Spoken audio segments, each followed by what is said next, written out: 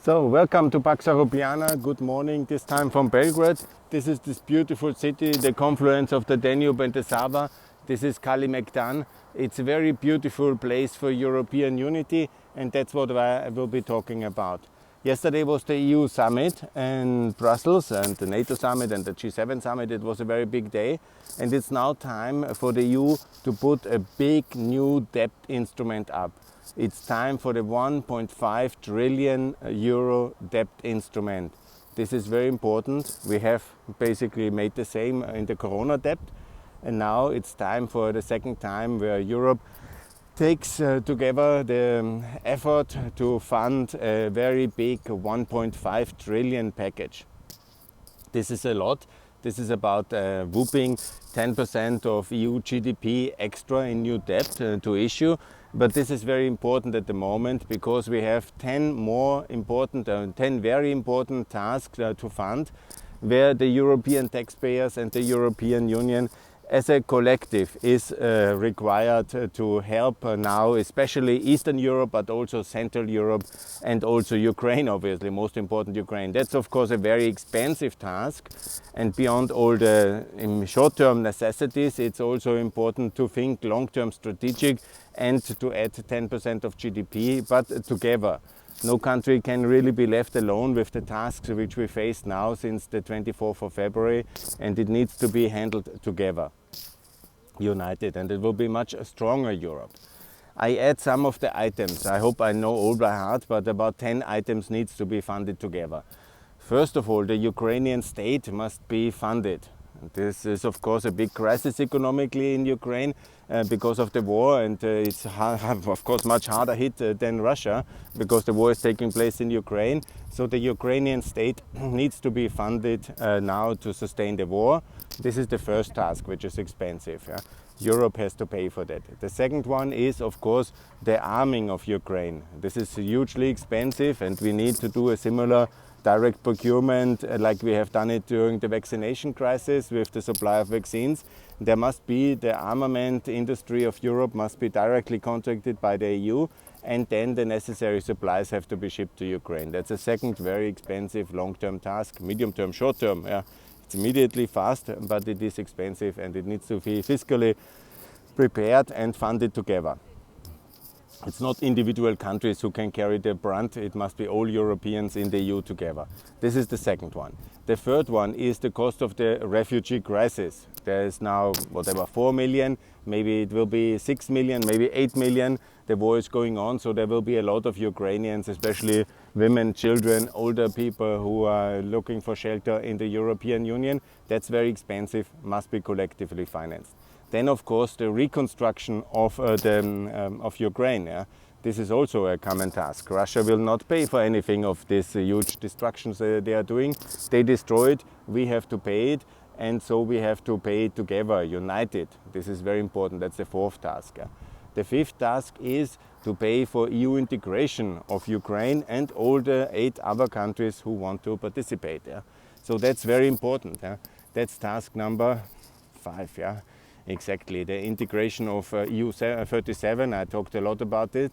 That costs a lot, Ukraine and the 8 other countries to be in the European Union, to bring them to this level. That's basically also part of Marshall-style kind of development of the Balkans and of Ukraine, and that's very important. All countries who want to participate, then also to be in the European Union, politically in 2 steps. I have made that point already. In the first step, the NATO members, Albania, Montenegro, Macedonia. Second step, then the 6 other countries, Kosovo, Bosnia, Serbia, and Ukraine, Moldova, and Georgia. That is task number 5.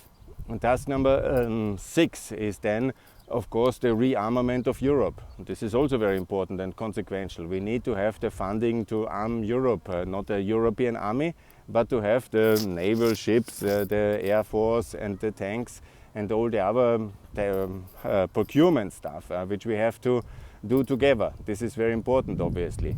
That is also very costly, and it needs to be funded together, the procurement side. I don't think we need a European army. Much better to have a strong NATO, but absolutely to have a European procurement side, and strong, what we absolutely need is a strong Frontex. That means they must have real ships, they must have real helicopters, they must be able to protect our borders. Yeah? That's the common European task. So less the army, but in a way it is army-style Frontex, which we need, and that's very important. That's task number 6.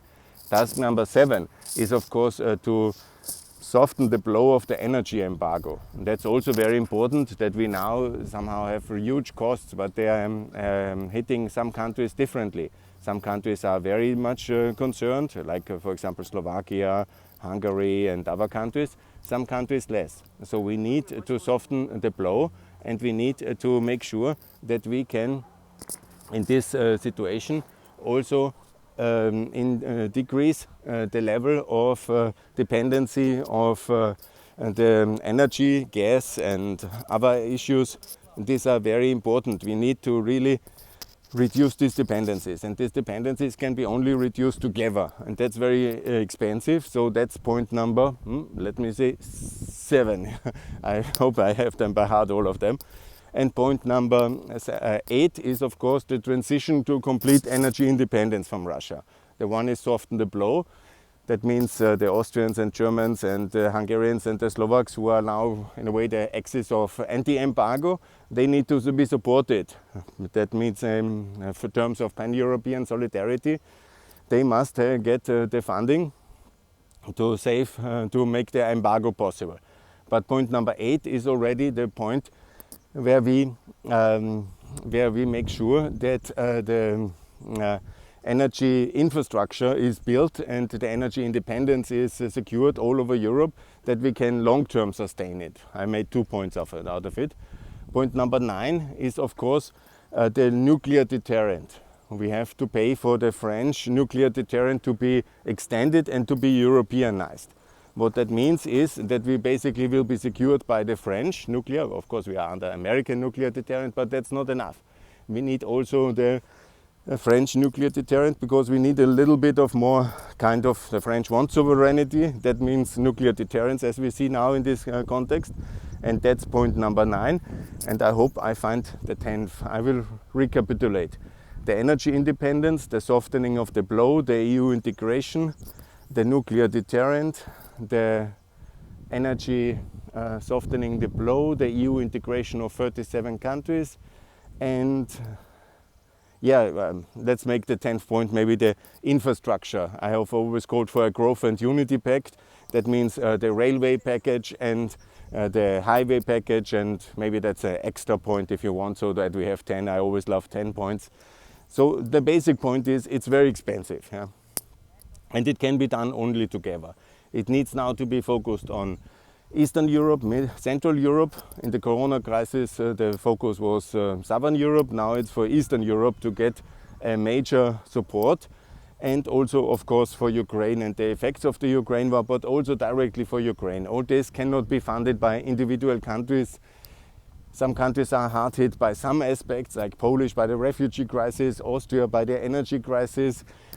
You know, every country is in a situation where it's complicated.